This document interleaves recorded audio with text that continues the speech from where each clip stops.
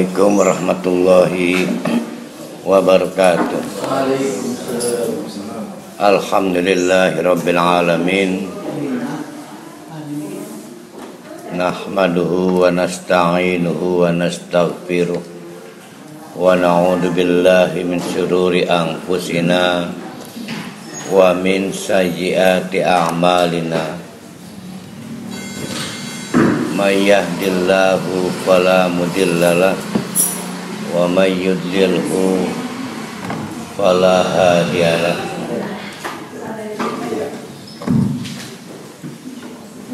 Asyhadu an la ilaha illallah wa asyhadu anna Muhammadan abduhu wa rasuluh la nabiyya ba'dah.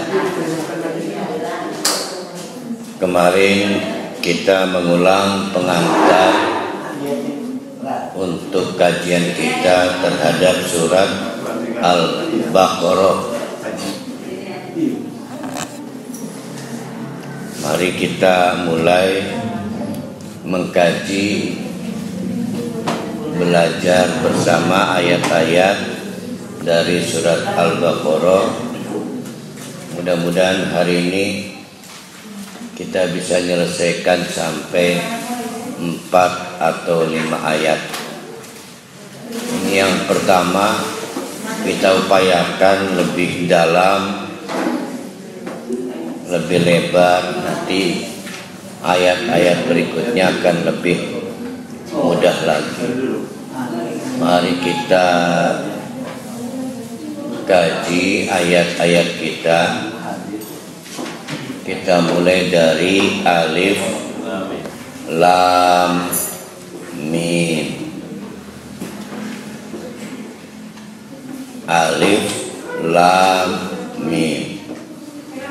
Memang kalau kita perhatikan, termasuk ya, sin, alif, lam, ro, kaf, ha, ya, ain, shad, itu surah-surah yang dimulai dengan ayat-ayat seperti itu, diikuti dengan ayat tentang wal Qur'anil mubin. Selalu diikuti tentang penjelasan Allah mengenai kedudukan Al-Quran. Dan terbanyak mendapatkan sifat itu al-mubin. Quran itu mubin.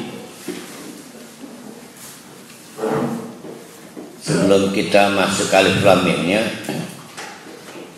apa sih al-mubin itu? Ada dua hal yang sama sekali berbeda antara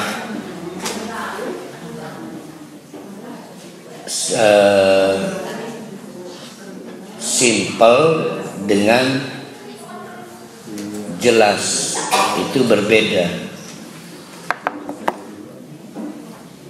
Simple, sederhana, jelas, itu clear. Ya. Itu sama sekali berbeda.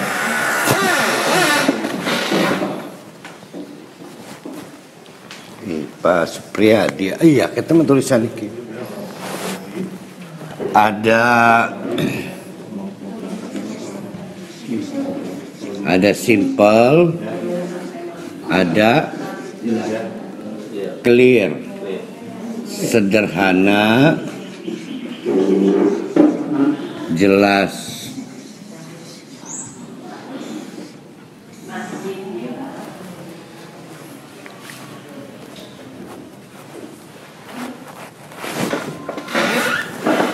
Antara simple dengan clear itu hal yang sama sekali berbeda. Kita kalau pernah mengenal atau menemukan ahli fisika kuantum, ya, ketika menjelaskan Ada yang tahu fisika kuantum? Jadi teman-teman dari kalangan fisika kuantum itu bekerja juga menjelaskan dengan menggunakan angka numerik 1 sampai 9. Itu kalau lagi kita ikuti penjelasan teman-teman dari fisika kuantum, maka papan tulis ini diduga tidak akan cukup untuk menampung seluruhnya angka-angka. Kadang-kadang harus menggunakan tangga untuk menulis angka karena begitu banyak angka. Sedikit orang yang bisa membaca berbagai angka yang ditulis oleh ahli fisika kuantum di papan tulis karena rumit. Nah, itu disebut tidak simple. Tapi beberapa orang menganggap si fisikawan kuantum ini sukses mempertanggungjawabkan teorinya, tapi tidak simple, tidak sederhana. Nah, Al-Quran itu sederhana, sehingga tidak diperlukan bakat khusus untuk memahami Al-Quran atau strata pendidikan formal khusus. Sejak awal Al-Quran didesain untuk menjangkau kalangan apapun, ya, bahkan yang pernah sering kita mengungkapkan kelompok usia manapun.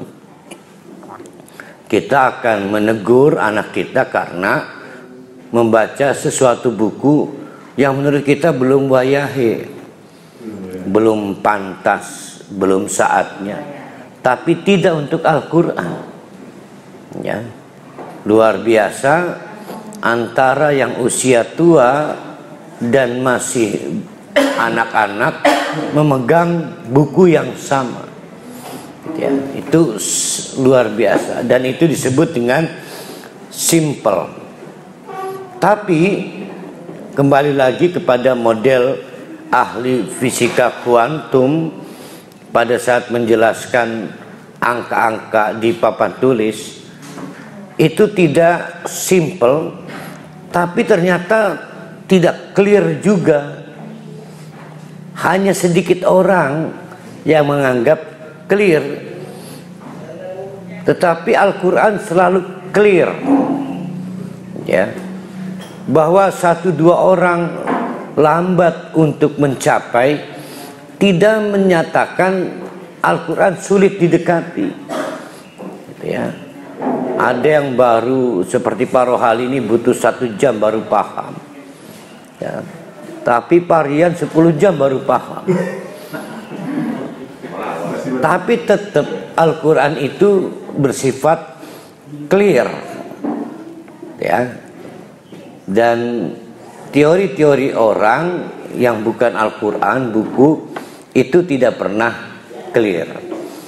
Nah, antara simple dan clear itu disebut mubinun, ya, bayyinun, jelas dan clear. Al-Quran itu mubin, bersifat clear dan simple, ya.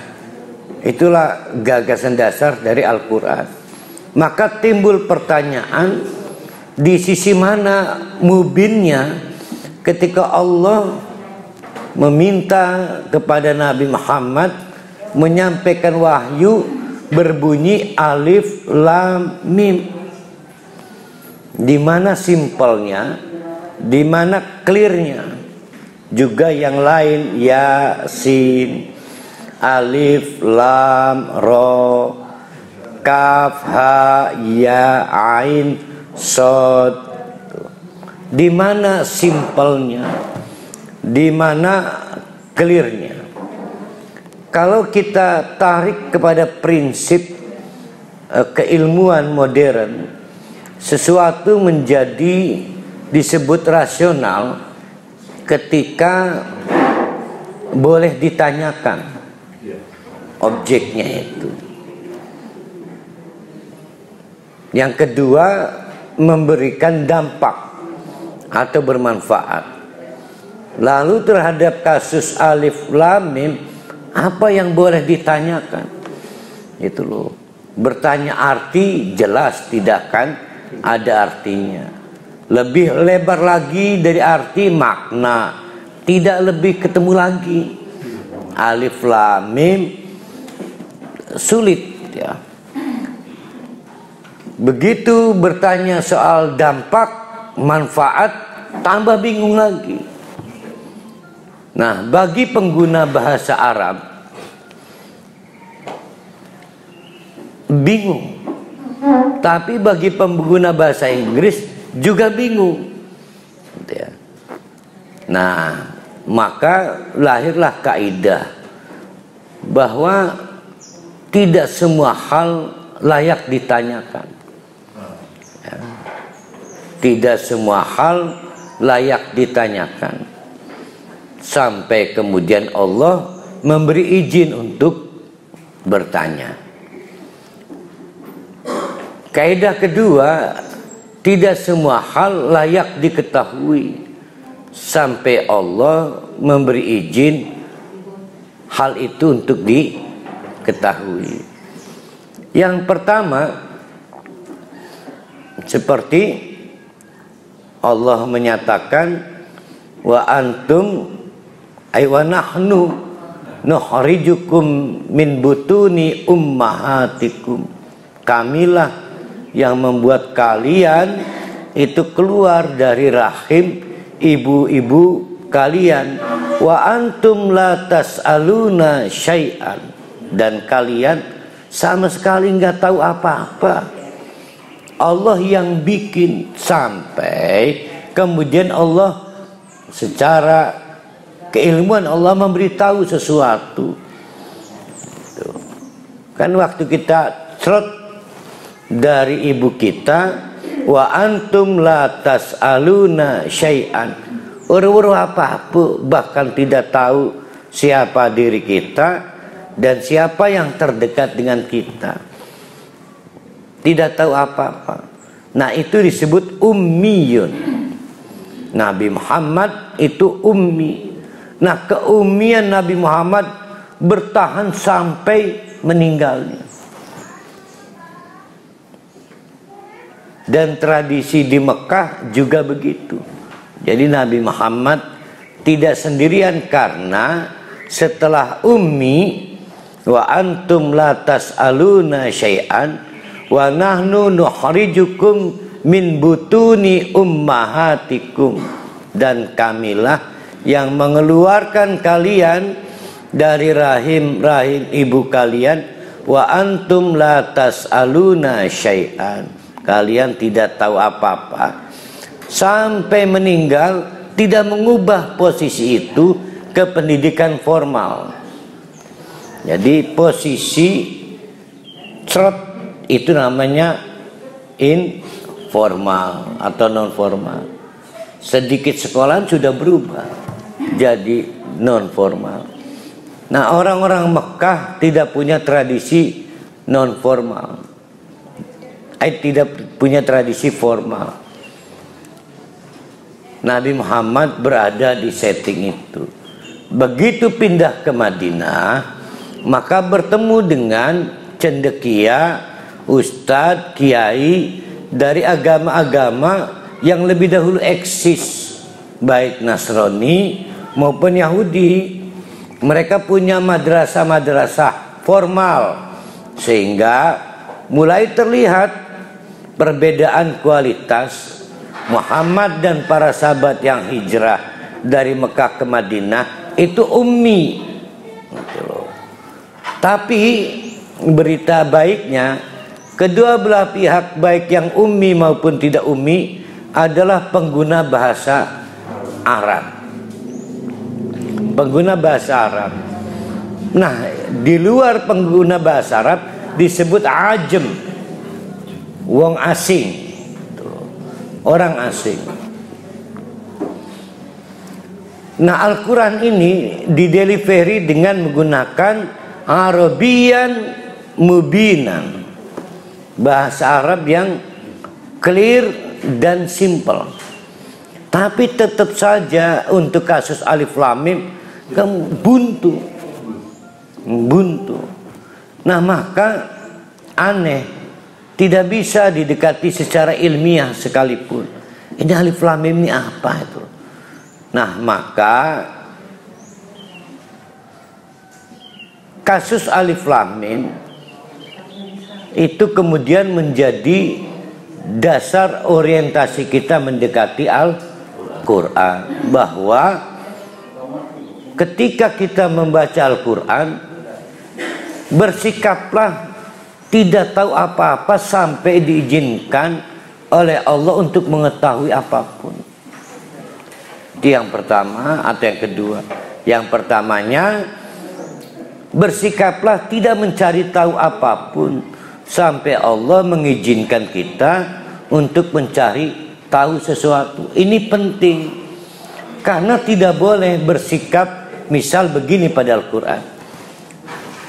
Saya lebih dahulu punya konsep kudu nima lamun beragama itu sudah dapat keuntungan. Coba saya pengen tahu Quran begitu enggak?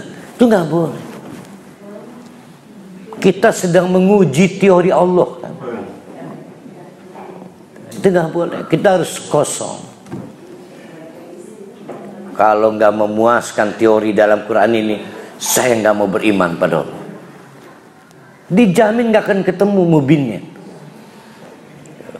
Jadi bersikaplah kita tadarruan, rendah, tidak tahu apa-apa sampai diizinkan Allah mengetahui apapun, tidak bertanya apapun sampai diizinkan Allah boleh bertanya. Itu bagaimanapun sikap itu tidak bisa dihindari. Kenapa? Karena Al-Quran ini bukan bandingan buku yang lainnya. Kita kemudian sibuk, mungkin para halimah bukan kaum milenial wong bengen kan. Tapi kalau kita membeli buku dari marketplace yang ada di online itu, maka kita akan bersemangat memberi bintang pada buku yang kita berikan untuk menunjukkan bahwa kita puas. Mungkin secara cetakan, penulisan, ada yang memberi bintang 4, 5, 3, 2, 1. Dan itu tidak boleh dilakukan pada Al-Quran. Nggak boleh ya, karena ini buku atau Al-Quran ini bukan buku yang layak dinilai ya.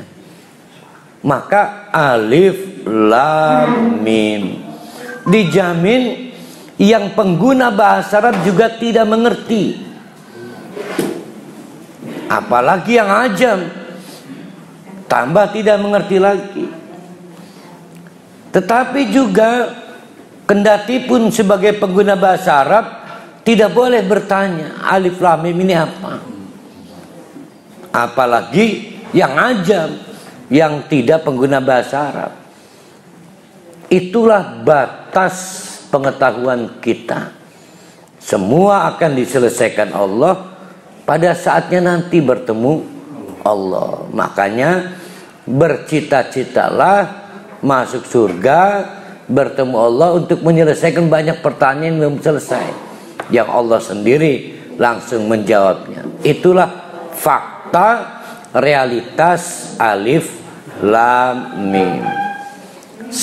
Saya termasuk keberatan yang gotak-gatik. Alif itu Allah, Lam itu Rasul, Lam itu bukan Rasul, Jibril, Mim Muhammad. Ya, pertama Nabi tidak pernah mencontohkannya, para sahabat juga tidak mampu. Yang kedua, memang kedudukan Alif Lam Mim adalah untuk membangun orientasi studi kita terhadap Al-Quran, bahwa kita harus menyesuaikan diri, tidak boleh so tahu, tidak boleh mau tahu.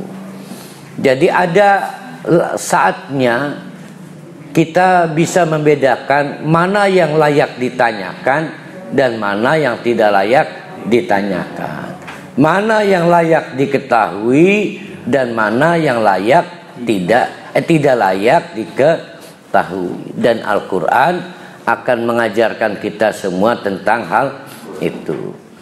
Nah, oleh karena itu alif lam mim itu biasanya dalam kurung Allahu apa tuh? Wallahu a'lamu bimuradihi.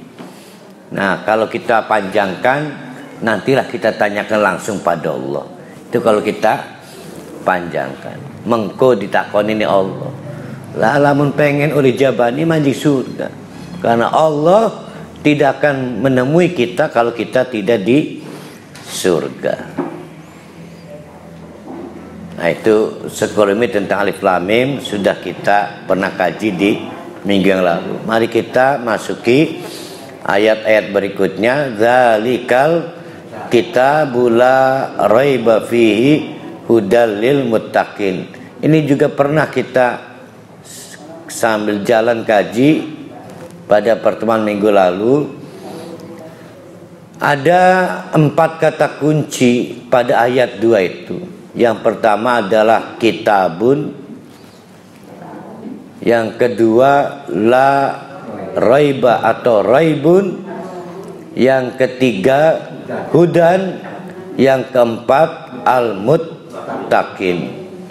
Nah, ini harus mendapatkan penjelasan yang memadai untuk masing-masing kata kunci itu. Sekali lagi, ayat 1 sampai ayat 4 ini harus secara luas dipahami, karena akan mengantarkan kita pada ayat-ayat berikutnya, bahkan pada surat-surat berikutnya, dari hampir separuh perjalanan dakwah Nabi. Karena separuhnya diselesaikan di Mekah dan separuhnya lagi di Madinah. Surat Al-Baqarah ini adalah bagian pertama yang turun pada fase kedua perjalanan dakwah Nabi, pada setting masyarakat yang sudah mulai heterogen, persis masyarakat kita. Bukan berarti makiah nggak penting. Ini menarik untuk memotret kita, karena masyarakatnya sudah sama dengan kita. Ada yang mukmin, ada yang kafir, tetapi lebih banyak lagi yang munafik. Ya seperti kita ini Madinah. Zalikal kitabu, al-kitabu pernah kita kaji bahwa kitabun ini yang dimaksud adalah yang dicatat oleh Allah atau telah selesai dicatat oleh Allah, diletakkan di Baitul Ma'mur, dijaga oleh para malaikat yang setiap harinya ada 70.000 malaikat menjaga kedudukan dari wahyu Allah yang sudah selesai dicatat.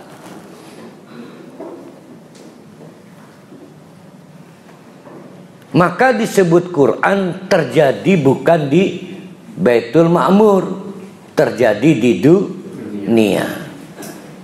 Disebut kitab itu terjadi di langit ke-7. Disebut Quran terjadi di dunia. Nah, prinsip penyebaran Al-Quran memang menggunakan pendekatan telinga, bukan visual, bukan mata. Maka disebut dengan Quranun, yang dibacakan secara keras. Quranun dibacakan secara keras. Itu untuk tahu kalamullah. Tetapi Allah mengajarkan hal lain. Bandingkan dengan hadis. qala Rasulullah, sehingga disebut qaul Rasulullah. Posisi Rasulullah nggak pernah mengubah dirinya menjadi muallim, guru. Tapi khusus Al-Quran itu tidak ada qala Allah itu, atau takallama Allah. Sekalinya kallama itu dengan Nabi Musa, pingsan-pisan waktu itu di Bukit Tursina. Allah menempatkan dirinya yu'allimu, ya, yu'allimul Quran. Ayo kita ulang. Berarti yang membacakan dengan keras siapa? Malaikat Jibril kepada Nabi Muhammad. Lalu Nabi Muhammad kepada para sahabat. Lalu beberapa sahabat meminta kepercayaan dari Nabi. Saya. Maka mereka mencari titik-titik hangout, kerumunan, tempat santai. Ada yang di pasar, ada yang di teras-teras Ka'bah, karena itu tempat tempat nongkrong seputaran Ka'bah itu. Maka melalui tempat-tempat itu para sahabat juga membacakan dengan keras kepada siapapun orang Mekah, orang yang ada di Mekah, di pasar, dimanapun. Para sahabat bertemu setiap kali ada wahyu baru turun. Tapi Allah itu pada posisi muallim, mengajarkan. Lihat, ada Al-Quran yang harus perdengarkan dengan suara keras. Ada Al-Quran yang memang harus diajarkan. Dan Allah menempatkan dirinya sebagai guru, tentu yang lainnya sebagai murid. Bayangkan ada guru, ada murid. Ada guru, ada murid. Pastilah setiap guru berpikiran ingin muridnya pandai, cerdas, mampu memahami sesuatu. Dan dalam konteks Al-Quran, Allah maunya kita paham Al-Quran, ya, bukan maunya kita mendengar Al-Quran atau naik membaca Al-Quran. Karena Allah menempatkan dirinya sebagai muallimun, guru. Dalam konteks itulah maka Injil, Taurat, Zabur itu kemudian memang dianggap kalah dengan Al-Quran karena tidak pernah dapat diubah menjadi hudan, petunjuk. Ya, dalam sejarah nanti akan kita temukan di ayat keempatnya itu kan, gagal menjadi hudan karena prinsip-prinsip dasar penyampainya tidak melalui kegiatan ta'lim, keilmuan. Beberapa kemudian dianggap sakti jadi jimat. Ya, tulisan itu tradisi lama, Taurat, Zabur, Injil.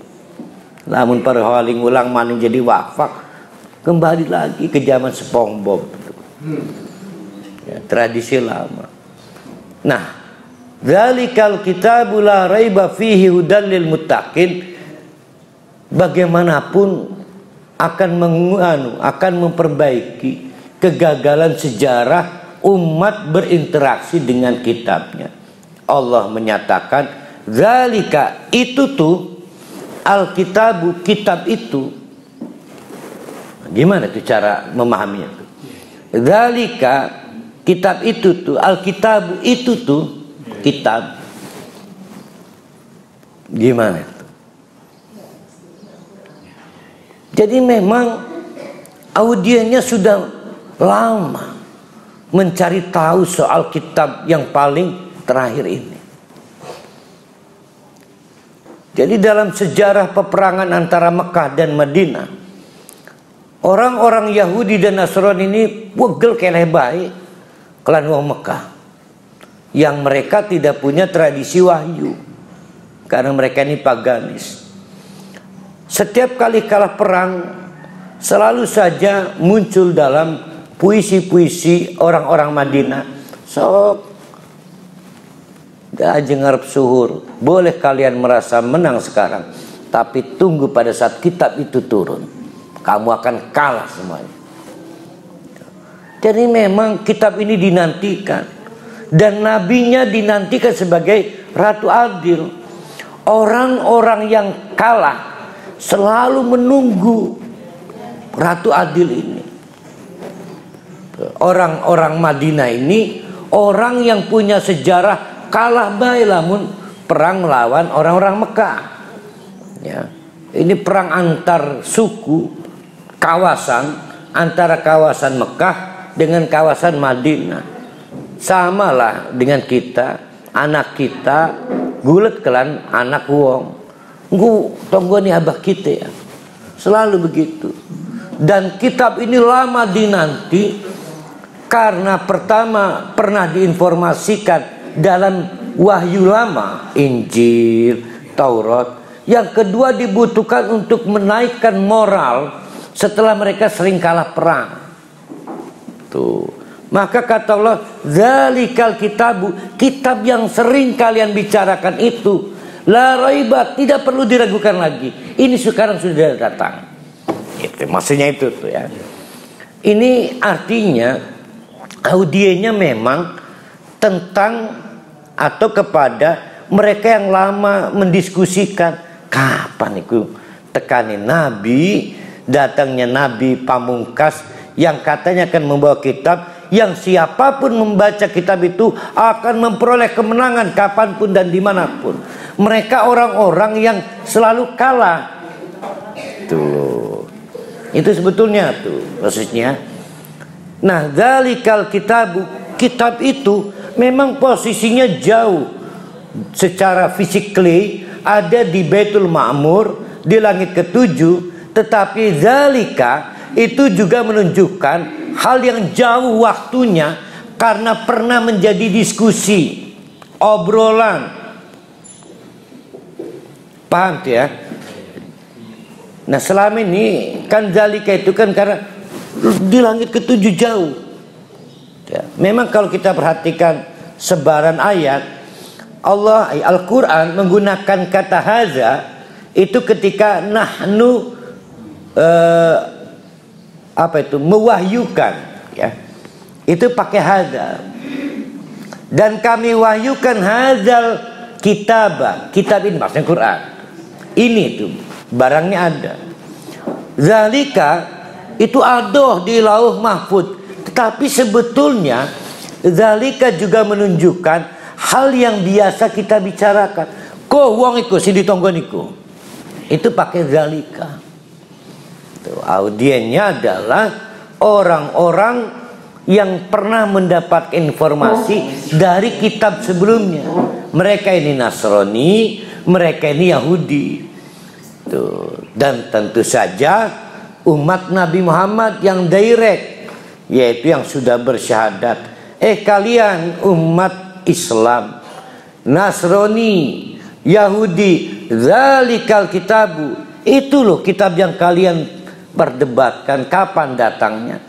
Dan itu kitab yang di lauh mahfud, sebagaimana diinformasikan Nabi Muhammad, semuanya tercakup. Sekali lagi ini menegaskan Al-Quran milik umat manusia seluruhnya, apapun sekarang memiliki keyakinannya apapun. Itu Al-Quran ini. Maka sekarang mari kita posisikan sebagai juru dakwah sekarang ya. Betapa begitu rumit birokrasi untuk belajar Al-Quran. Saya aja ngerep suhur belajar tafsir kayak cukup ilmu nih. Sedangkan kita dipaksa bahkan untuk orang Kristen harus bisa mendengarkan Quran. Gimana itu coba? Maka kalau kita buat terjemahan paling general sampai ke hudan lil muttaqin menjadi begini kalimatnya. Itu tuh kitab yang menjadi hadiah untuk kalian. Tuh ya, hudan, hadiah. Apa hadiah itu? Bentuk psikisnya apa? Bagi orang Nasrani dan Yahudi pelipur lara. Karena mereka lama menderita, kalah perang. Itu hudan, hadiah. Bagi umat Nabi Muhammad pelipur hati, kegembiraan. Karena memang menegaskan nabinya konkret, nabi utusan Allah. Itu hadiah. Jadi kalau kita terjemahkan, dzalikal kitabu la raiba hudan. Itu kitab adalah pelipur lara dan pelipur hati bagi siapapun. Pelipur lara bagi Yahudi, pelipur lara bagi Nasrani, pelipur hati bagi umat Islam. Maka cari jalan keluar agar orang Kristen mudah menerima Al-Quran sampai memahami Al-Quran. Orang Yahudi mudah, apalagi orang Islam. Namun faktanya Al-Quran ini masuk dalam kapitalisasi pendidikan, sehingga dibuat strata. Saya ingatkan, oke, itu untuk pendidikan formal, nggak boleh orang melabrak strata-strata itu. Tapi kita sedang bicara menolong umat, ya. Jadi jangan dipersulit umat kita, seolah-olah ini belum pantas ngaji gampangan baik. Sekali lagi, Al-Quran itu clear dan simple. Yang bikin rumit siapa berarti itu? Iya, mubaliknya. Nabi Muhammad itu clear dan simple, disebut mubin. Dalikal kitabu, kitab itu. Nah, penggunaan kata kitab, kenapa tidak dalikal Quran? Kalau dalikal Quran, maka terjebak. Audiennya cuma umat Nabi Muhammad, para sahabat. Ini yang mau dijangkau adalah siapapun yang tinggal di Madinah, bahkan siapapun yang ada di muka bumi, maka disebut zalikal kitabu.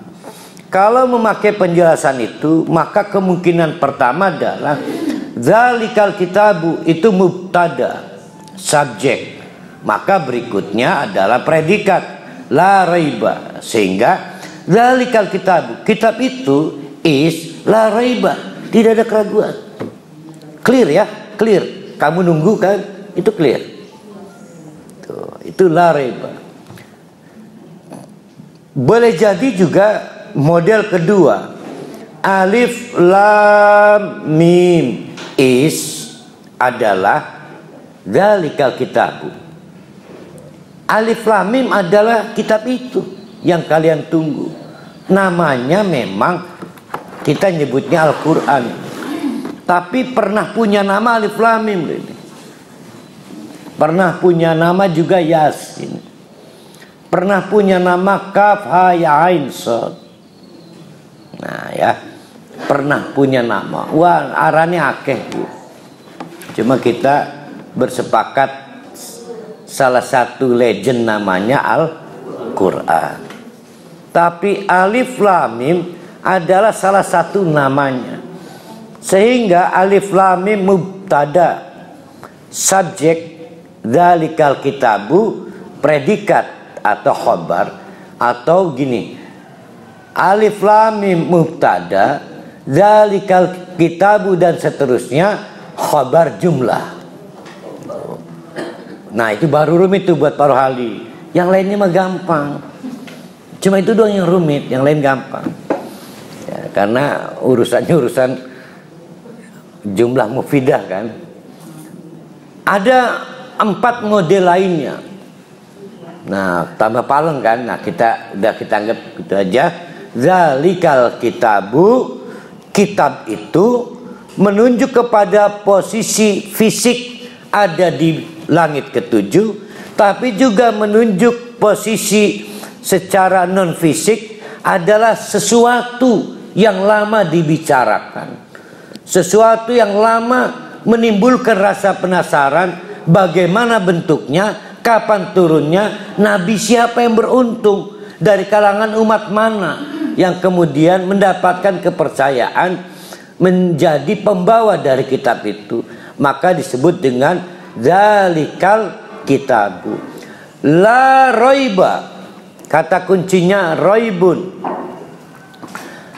Ada syakkun, ada marojun, ada roibun.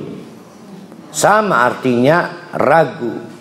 Tapi keraguan yang mengganggu pikiran, itulah yang disebut roibun. Yang tidak mengganggu pikiran tidak disebut roibun.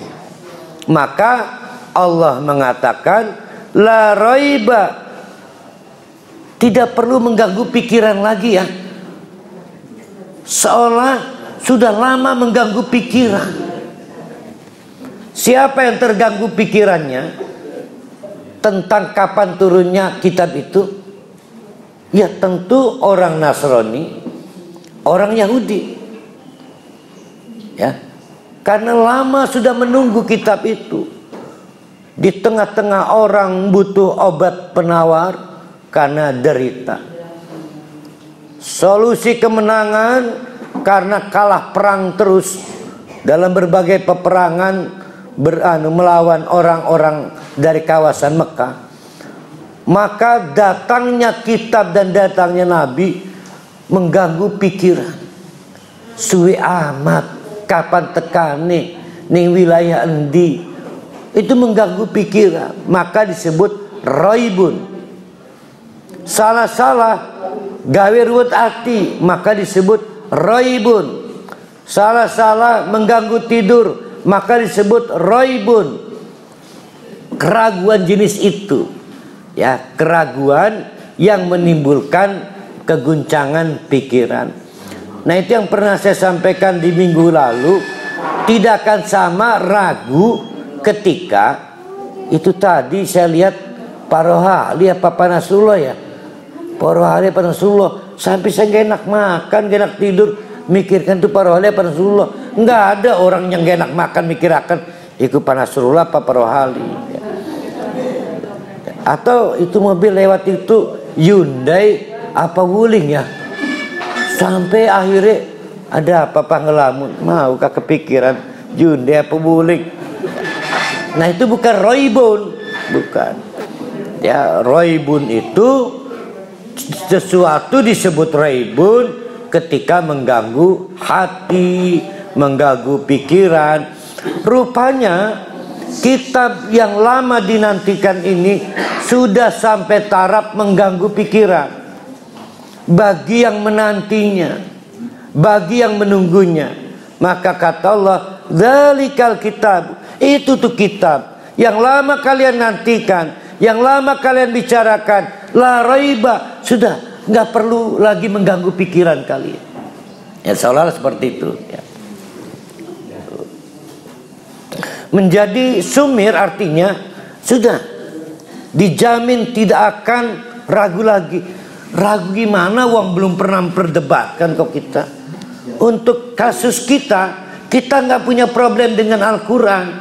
Kenapa? Karena kita bukan pembaca Injil sebelumnya. Kita juga bukan pembaca Wereda. Dan kita tidak punya kemampuan membandingkan Al-Quran dengan kitab-kitab lainnya. Karena kita bukan pengguna kitab lama. Maka tidak pada tempatnya kita menggunakan la raiba itu. Tuh ya. Makanya bagaimana Ustaz kalau la raiba itu untuk menegaskan, ayo jangan pernah ragu pada Quran. Kurang historis ya. Kurang historis ya. Namun boleh jadi seperti itu. Menjadi begini artinya. Zalikal kitabu la raiba fihi. Itulah Al-Quran, kitab yang lama kalian bicarakan. La raiba fihi, dijamin tidak seperti kalian menghadapi Injil yang menimbulkan kegundahan hati. Bisa tuh. Dijamin Tidak akan seperti pada waktu kalian melihat Taurat, tidak akan seperti kalian melihat Zabur, karena campur tangan manusia begitu banyak. Taurat begitu banyak campur tangan manusianya. Zabur atau Injil, anggaplah dua ekstrim ya. Taurat dengan Injil, ini kitab besar semuanya, dua-duanya. Itu ada kebiasaan menimbulkan roib. Kali ini nggak ada lagi, tetap aja baliknya begitu. Tuh. Namun sekali lagi, Al-Quran sejak awal dirancang untuk seluruh umat manusia. Tapi untuk kasus kita tidak pada tempatnya ada roibun. Tapi untuk kasus teman lain yang mu'alaf, yang baru masuk Islam, sangat berkemungkinan mereka kemudian akhirnya terjebak tegeran di Injil apa Qurannya. Tapi kita nggak punya peluang untuk membandingkan, dan sebaiknya tidak pernah membandingkan. Jadi la raiba adalah postulat ketiga. Nah, yang pertama masih ingat cara kita berkena interaksi dengan Al-Quran? Biasanya Bu Neng apal.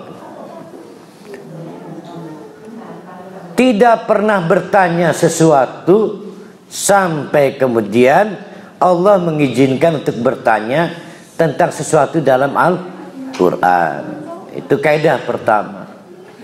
Kaidah kedua, tidak boleh mencari tahu sesuatu dalam Al-Quran sampai kemudian Allah memberi izin untuk kita mendapatkan pengetahuan dari Al-Quran. Yang ketiga ya ini ya. Yang ketiga adalah soal la raiba fihi. Apa berarti yang ketiganya?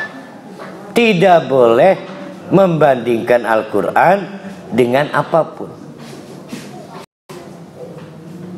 Berarti di situ hujah, mengkritik, sebetulnya nggak boleh. Tuh. Tapi kata Allah silakan kalau mau mengoreksi silakan. Bahkan kalau perlu bikin tandingannya. Tuh. Karena menurut Allah nggak akan bisa, bukan dibolehkan. Allah sayang, ya. Maka dilulu bagi yang waras bisa aja lah. Aja macem-macem bahkan kesambet. Akhirnya kesambet akhir. La raiba fihi.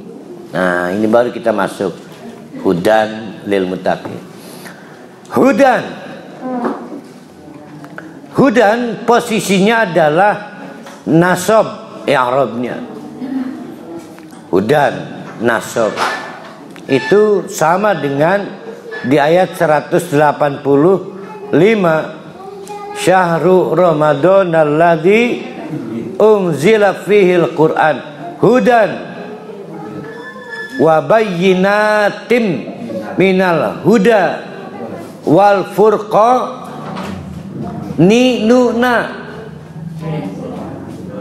Nah, karena nasab. Nah, ini juga hudan hal. Kemarin dibahas juga ya, hal. Jadi cara memahami hal itu begini. Kemarin kan dicontohkan varian halnya datang dengan mobil. Halnya. Kemarin nggak tahu, bicara soal sekarang kok. Mungkin kemarin mau pakai motor, kemarinnya lagi pakai mobil, nggak tahu. Halnya berarti soal sekarang. Hudan, halnya hudan. Apa itu berarti? Kapan kita baca Al-Quran? Sekarang. Sampai sekarang pun, kapanpun dibaca, Al-Quran berpotensi hudan. Halnya hudan. Berarti apa? Berpotensi memberi hudan kapanpun. Oke, mari kita tarik Al-Fatihah. Ihdinas siratal ladzina an'amta alaihim. Apa? Ihdina ya Allah, beri kami hidayah petunjuk, pelipur lara, pelipur hati, banyak nih artinya nih. Ya. Kita butuh petunjuk ketika kita sedih kan? Ya. Nah, itu hidayah juga, ya. Ya Allah ihdina sebagaimana allazi an'amta. Siapa ini? Allazi an'amta siapa? Nah, sahabat, para nabi, ada sahabat, ada siddiqin, ada solihin, di antaranya pemuda Al-Kahfi. Bukan nabi, bukan sahabat. Di zaman itu nggak ada nabi.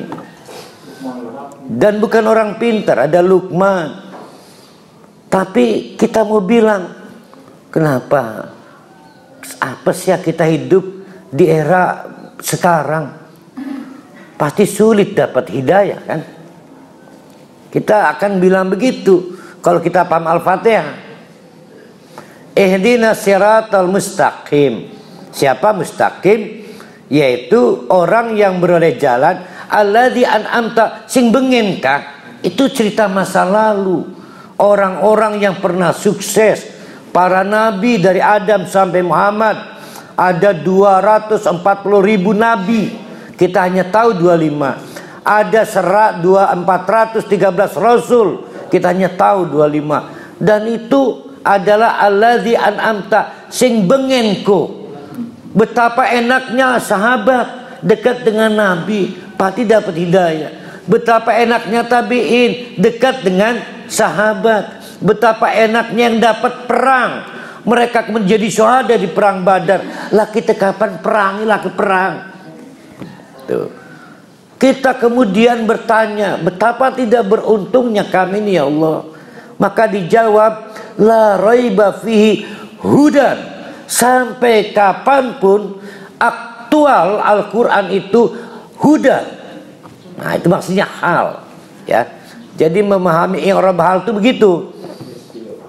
Ini bukan soal kasus klasik, Ustadz ikukan genawang bengen yang Madinah. Salah. Pada saat kapanpun dibaca, halnya hudan.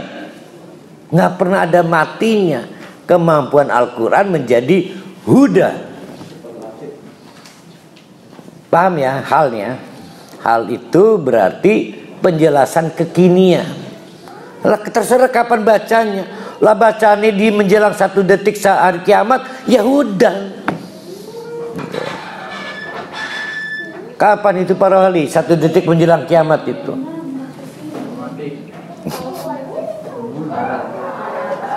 Lah buat para wali mati. Lah bisa ya susah lah. Selagi ini mati perlu sikiblah. Nah hudan pernah kita bahas itu artinya hadiyun atau hidyun, hadiah, given. Ya. Tidak ada kaitan dengan prestasi kita, nggak ada. Nggak ada. Ada orang memberi hadiah karena senang. Alhamdulillah. Ada orang memberi hadiah karena kerunya. Tapi senang, kerunya, apapun hadiah tidak ada kaitan dengan prestasi. Maka disebut hidyun. Ya. Tempatkan posisinya. Ini berbeda dengan falahun. Apa yang muflihun itu apa itu? Ayatnya itu apa itu? Hayya 'alal falah, kan gitu ya. Itu kinerja. Falah itu berkesamaan dengan petani. Falahun. Maka petani adalah orang yang melakukan selebrasi pada saat panennya dicapai. Maka digunakan kata yang sama, merayakan kemenangan, panen raya, itu falah. Karena kinerjanya. Tapi hadyun tidak ada kaitan dengan kinerja. Bayangkan Ini cerita soal orang yang sudah kesulitan untuk keluar dari situasi tersesat di gurun pasir. Sulit diketemukan rambu, sulit diketemukan orang. Untung-untungan ketemu uang. Begitu ketemu orang, ding, mah kini surat 100 balen, muter-muter gini baik. Tolong saya mau ke Yerusalem, mau Palestina. Apa wajib memberitahu? Tidak. Krunya mama gini, saya kasih hadiah, disebut huda, petunjuk untuk keluar dari jalan tersesat itu. Itu sejarah kata huda. Maka siapapun yang mendapatkan petunjuk lalu kita buat namanya hidayah, tidak ada kaitan dengan kinerja kita pada Allah, enggak. Itu hak prerogatif Allah. Allah mau senang, Allah mau krunya, tapi kita sangkan paran husnudon piraku Allah orang ngerunyani kita, gitu ya. Tapi berita baiknya adalah semua udah dikasih hudan sama Allah. Yang menjadi masalah kenapa lepas hudan itu dan kita butuh hudan berikutnya. Nah, itu yang jadi masalah. Alastu bi rabbikum bala syahidna. Kan wis kode hudan. Bengen lagi ning janin kan. Allah bertanya, alastu bi rabbikum. Yuk kita MOU yuk. Aku Tuhanmu, kamu hambaku. Oke, tanda tangan, maka surat lahir. Jadi kita udah syahid. Nah, itu hidayah. Lalu lepas. Nah, menjadi sulit akhirnya. Nah, hadyun hudan. Maka bagi orang yang kesulitan karena tersesat, betapa menjadi pelipur laranya. Nah, itu hudan, pelipur lara. Bagi orang yang tahu artinya jalan karawuka, pokoknya jangan sampai tersesat. Tersesat sedikit memakan waktu. Maka dia pelipur hati. Dia belum tersesat, tapi nggak mau tersesat.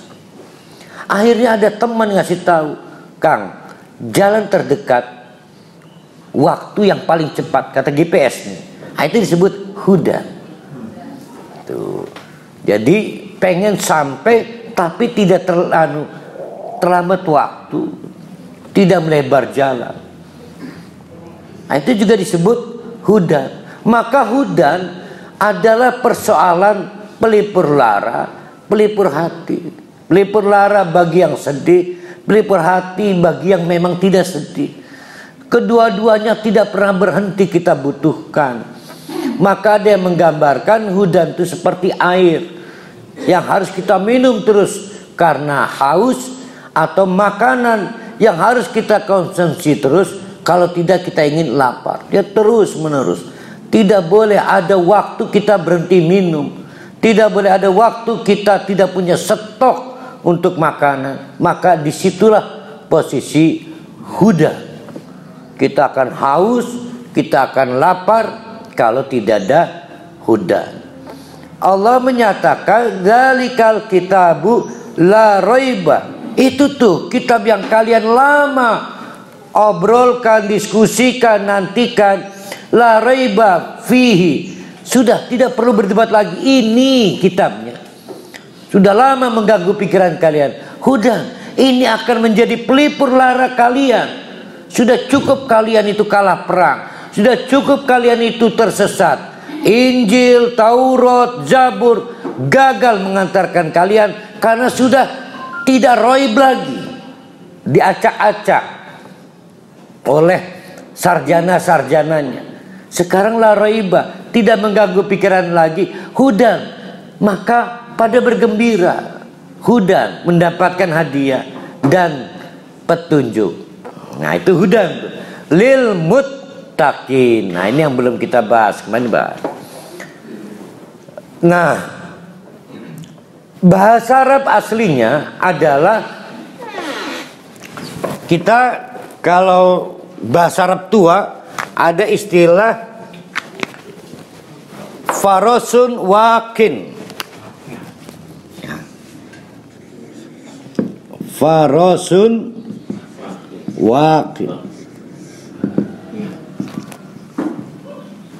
Kuda yang bertakwa. Nah, itu wakil asalnya nih. Jadi beberapa kuda akhirnya lepas sepatunya. Tapi tugas belum selesai. Dia harus membantu majikannya memenangkan pertempuran. Dan daerah yang harus diinjak oleh kuda, itu namanya daerah peperangan. Tidak bisa dipilih. Semua kuda harus lincah bergerak, lompat, sesekali lari, menghindari panah, tergantung majikannya mengarah ke mana. Tapi kali ini beberapa kuda tidak bisa bergerak. Andai kata berjalan pelan-pelan, namanya farasun wakin. Karena apa?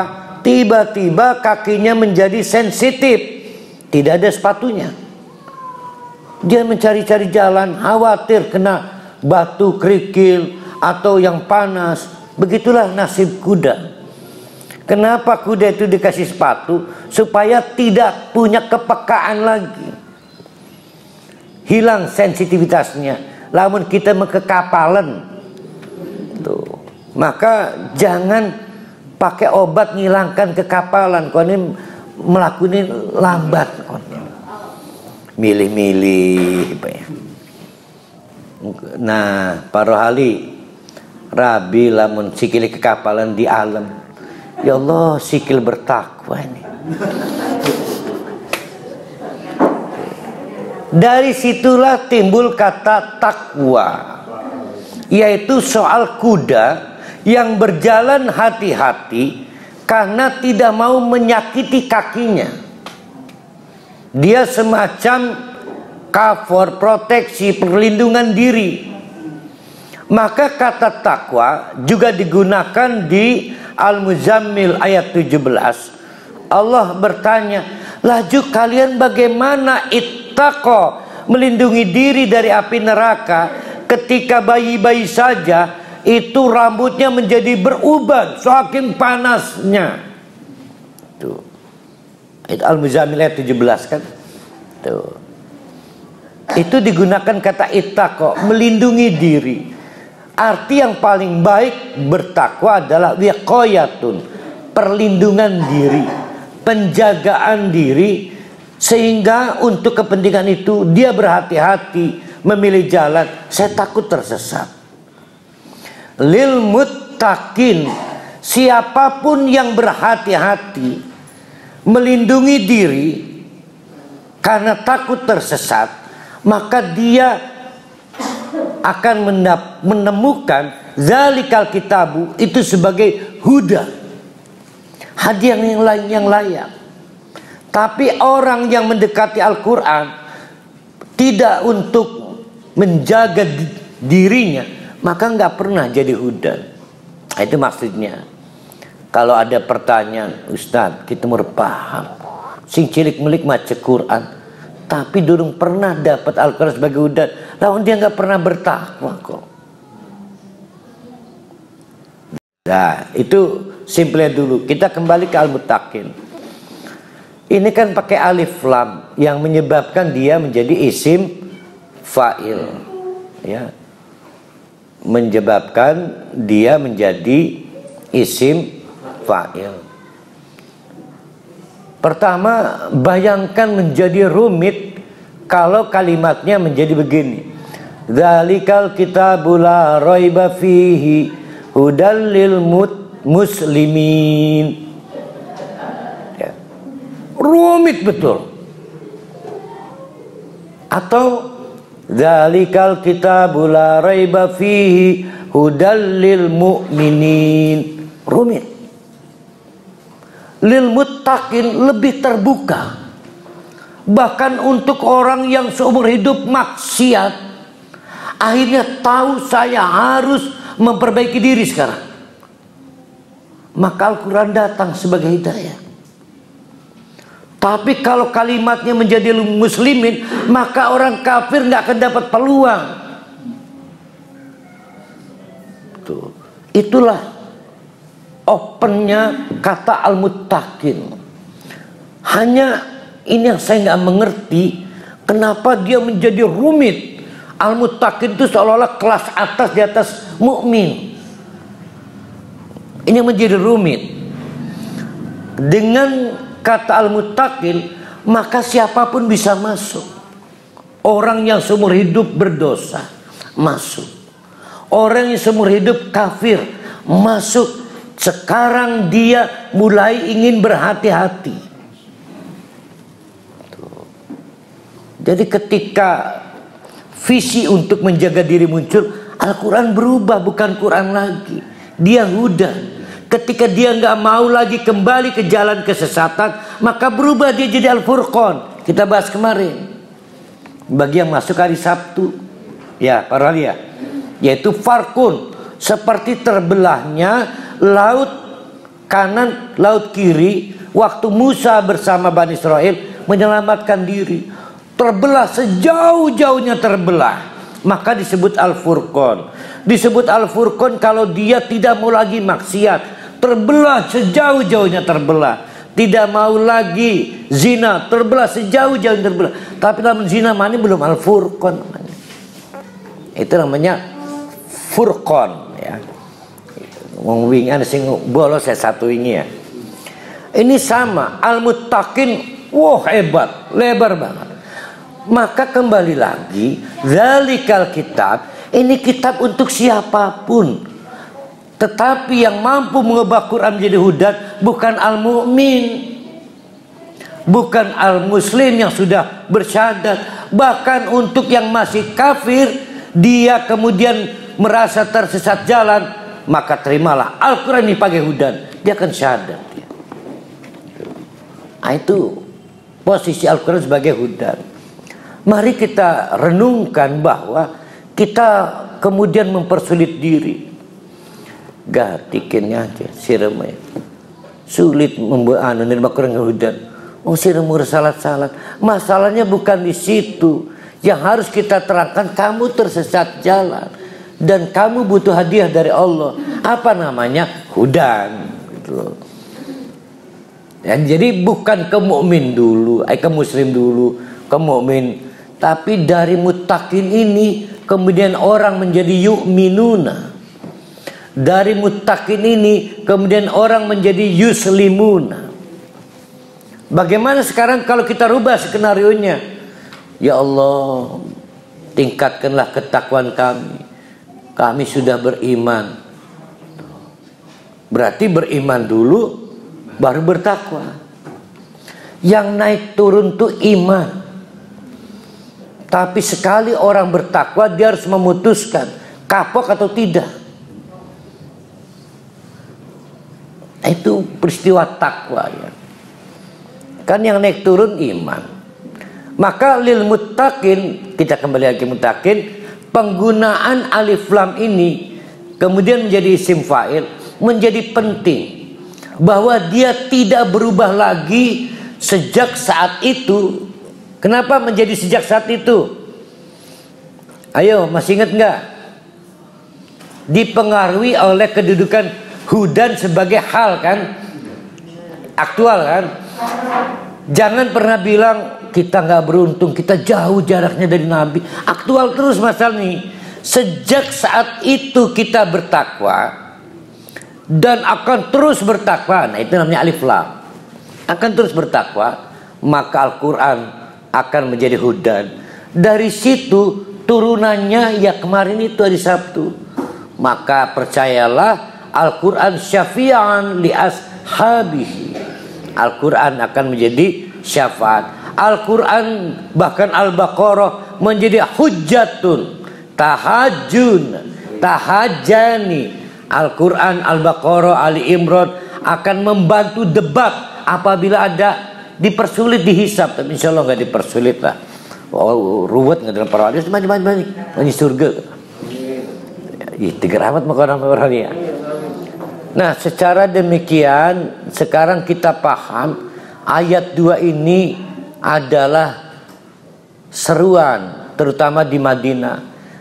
Allah tahu kok yang di Madinah itu mantan Injil, mantan Taurat, mantan Zabur. Beberapa sahabat yang muhajir itu adalah bersyahadat. Tapi Al-Quran harus memberi kehidupan baru. Mereka harus tergabung dalam spirit Al-Quran karena perang besar di depan mata, yaitu perang Badar. Perang Badar akan menjadi perang paling puncak awal untuk membuktikan bahwa siapapun yang memegang Al-Quran akan memperoleh kemenangan. Alladzina yuqimuna bil ghaibi. Siapa sih orang yang bertakwa itu? Yang penjelasannya tadi yaitu orang dengan 3 kategori. Pertama adalah yu'minuna bil ghaibi. Iman kepada hal-hal yang memang tidak dapat kita lihat, tapi ada realitasnya. Apa yang tidak bisa kita lihat ada realitasnya. Allah, malaikat, orang-orang soleh yang dahulu. Kan di zaman Madinah itu mereka juga bicara Nabi Musa, bicara Nabi Isa itu gaib juga. Apalagi yang gaib? Surga, neraka. Bagi yang tidak memiliki kemampuan melatih diri untuk percaya bahwa yang tidak terlihat itu tetap ada dan tetap berpengaruh, itu sulit untuk menjaga diri, memiliki nilai wiqayah, sulit berhati-hati. Allah itu tidak dapat kita lihat tapi ada, maka kita hati-hati. Bu Neng, Bu Royati, Bu Romlah tumben-tumbenan ngumpul ngerumpi. Ini lintas usia, tiga karakter usia. Tumben-tumbenan gibah. Yang dibicarakan adalah Bu Neng Sulihah. Maka Bu Romlah ngomong jelek soal Bu Neng. Bu Royati nggak mau kalah, ngomong juga jelek juga. Nah, tokoh utamanya Bu Neng karena sesama Neng ngomong jelek. Dicabik-cabik nama Bu Neng Sulihah. Bayangkan kita tidak merasa sakit karena tidak terlatih percaya pada yang gaib. Kalau kita terlatih percaya pada yang gaib, walaupun tidak kelihatan ada di depan mata, maka nggak tega ngelihat sayatan pisau ke Bu Neng. Nanti sakit benar, setidaknya merinding. Tapi karena kita nggak terlatih, nyantai be ngomong Ibu Neng. Kita nggak terlatih dan tidak mau berlatih menghadirkan sesuatu yang tidak terlihat. Dan itu problem surga. Surga itu dilalahnya belum ada, belum terlihat, belum pernah ada yang kesana. Allah cuma ngasih tahu, katanya ada pohon, buah-buahan, Pak Rohali boleh merit lagi di sana. Bu Neng juga, Bu Romlah, Bu Suirat nanti boleh merit lagi di surga. Tapi problem berikutnya, tidak ada katalognya, tidak ada brosurnya yang bisa kita lihat, gambar-gambarnya. Oh, rumit. Maka kata Allah dalam At-Taubah 111, manishtarayo, siapa yang mau transaksi dengan Allah, tapi saya mau bayarnya nanti, sulit kan? Itulah alladzina yuqimuna bil ghaibi. Persoalannya itu hal besar. Hal kecilnya adalah bersikap hati-hati. Itu hanya dimiliki kemampuannya apabila mampu menghadirkan sesuatu yang tidak terlihat sekalipun. Allah nggak kelihatan, malaikat nggak kelihatan, orang tua kita, istri kita, mumpung kerabi, ya kan? Kenapa mumpunglah ke Allah? Berarti Allah nggak ada. Kan Allah maha melihat, Allah maha mendengar. Nah, termasuk tidak orang yang tidak beriman sekalipun, itu ada yang memiliki kemampuan yu'minuna bil ghaibi. Maka dia tidak berbohong ketika istrinya nggak ada. Dia nggak beriman loh dia. Ini bukan soal orang Islam. Ini soal kemampuan percaya bahwa walaupun istrinya di rumah, saya nggak mau berbohong. Orang Kristen padahal. Itu yang disebut dengan yu'minuna bil ghaibi. Al-ghaib lawannya al-hadirah.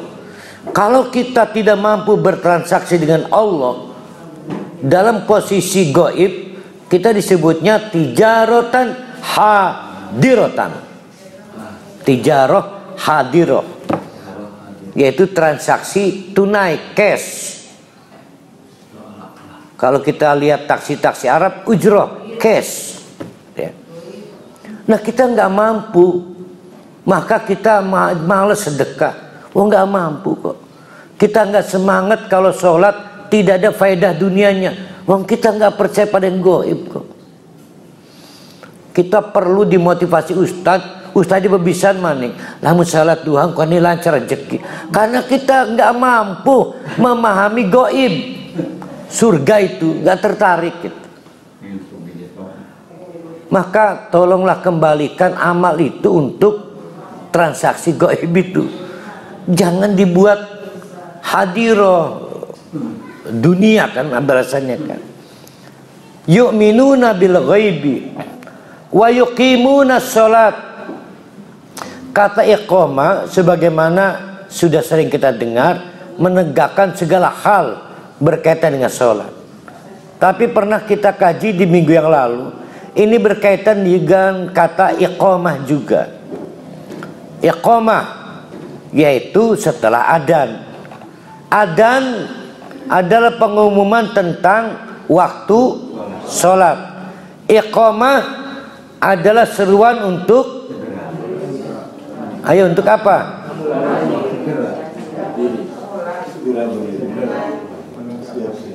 Untuk menegakkan sholat.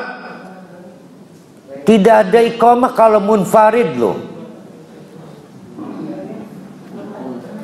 Lamun dewekan lah ke iqamah. Emang para hali komat lamun dewekan salate.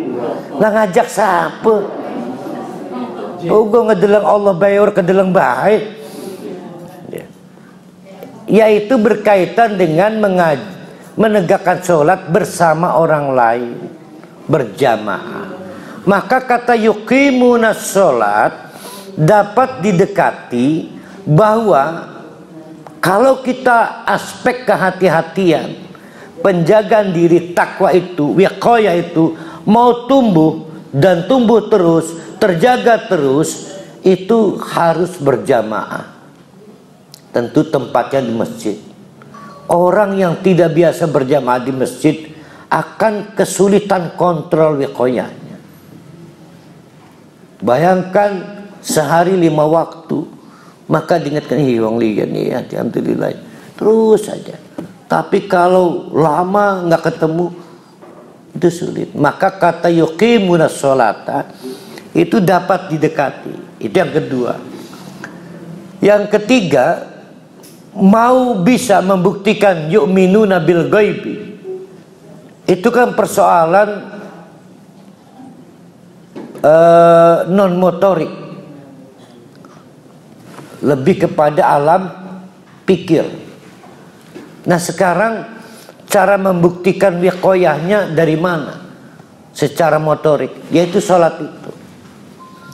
Maka orang melakukan sholat karena dia ingin membuktikan wiqayahnya, kehati-hatiannya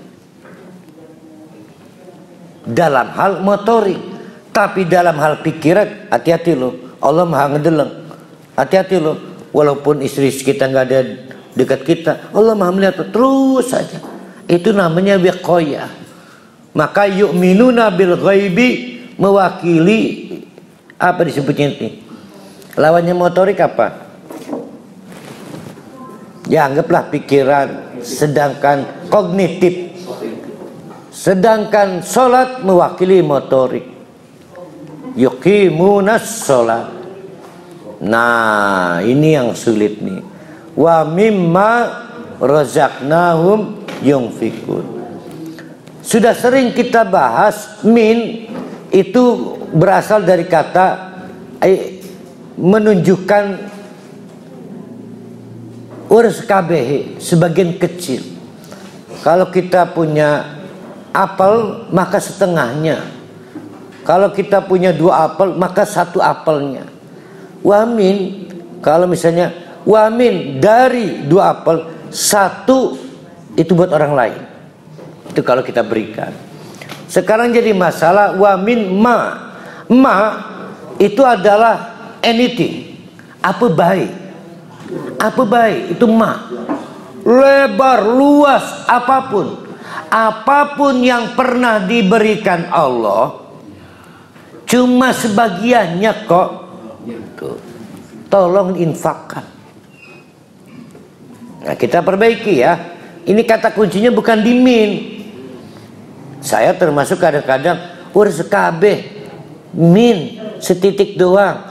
Karena apa? Kita menyiasati bahil kita. Nah kita explore yang bukan minnya, ma-nya. Apapun faktanya macam-macam rizki yang diterima Allah oleh kita. Ada yang cuma dapat rizki rumah 10 unit. Iya, tapi ada yang cuma bisa ngedip mata. Semua rizki. Sudah tidak berdaya lagi, di atas kasur tergeletak hanya ngedipkan mata doang. Dipaksa oleh Allah, kalau 2 kedipan mata mampu, 1 kedipnya tolong infakkan. Itu yang disebut ma. Sekarang pertanyaannya, ada posisi tidak mampu berinfak, menjadi nggak ada. Ma. Aktualnya sekarang lagi dapat rezeki apa? Saya mah cuma punya sepeda, maka infakkan manfaat sepedanya. Ma. Kalau punya 2 roda, 1 roda kasihkan kau. Itu ma. Apapun tolong infakkan, apapun yang sudah pernah.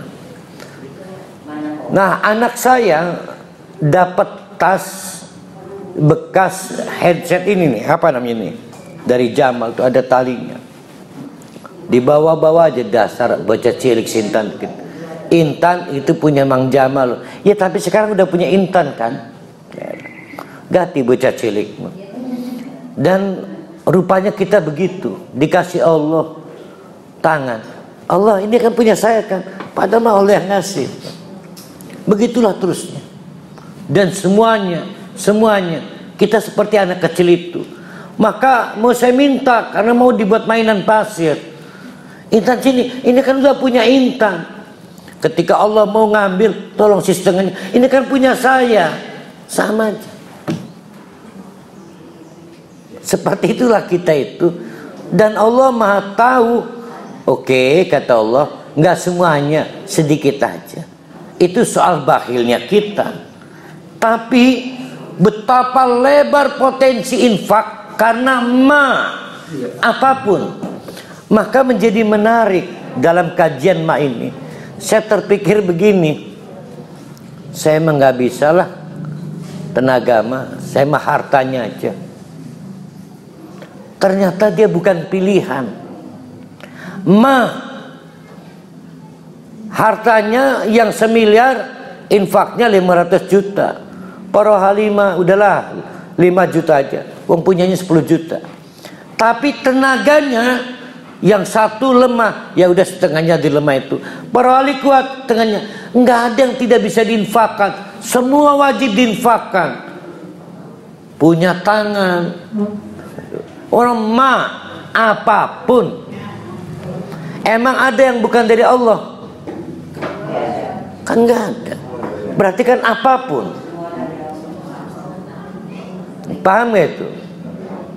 Berarti kaki kita melangkah harus ada bagian bukan untuk diri kita, untuk orang lain.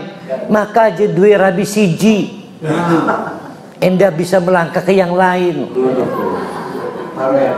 Nah itu ya. Wa mimma razaqnahum yunfikun. Mari kita nafkahkan. Di mana? Ayo, di mana?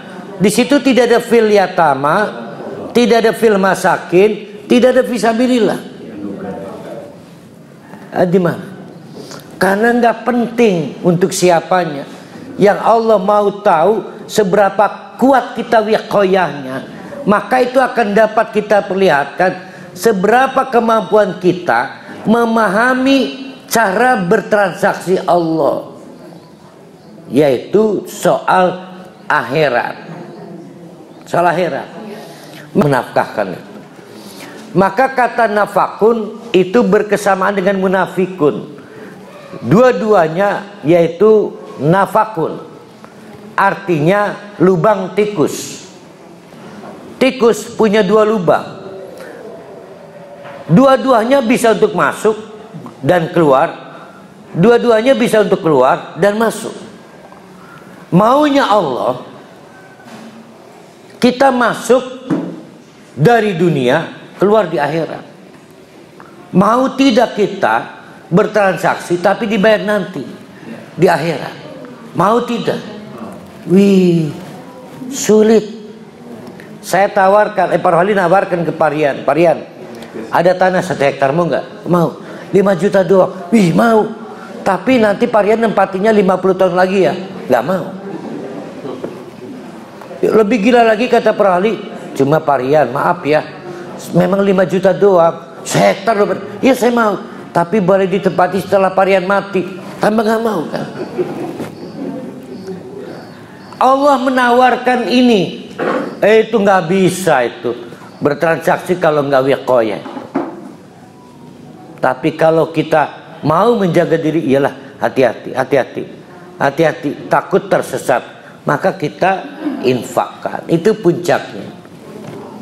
Itu yang disebut dengan wa mimma razaqnahum yunfikun. Ayat berikutnya akan menjelaskan bagaimana Al-Quran ini bukan hanya untuk kita, tapi untuk ahlul kitab, Yahudi, Nasrani sekalipun yang memiliki problem sama. Mereka percaya, mereka puasa, mereka sholat, tapi gagal percaya akhirat. Ternyata penyakit kita gagal percaya akhirat. Ada lagi gagal tertarik akhirat. Nanti dikunci dengan wabil akhirati hum yuqinun. Ternyata problemnya sama ahlul kitab dengan kita. Aku qouli hadza wa astaghfiru innahu ghafurur rahim. Assalamualaikum warahmatullahi wabarakatuh.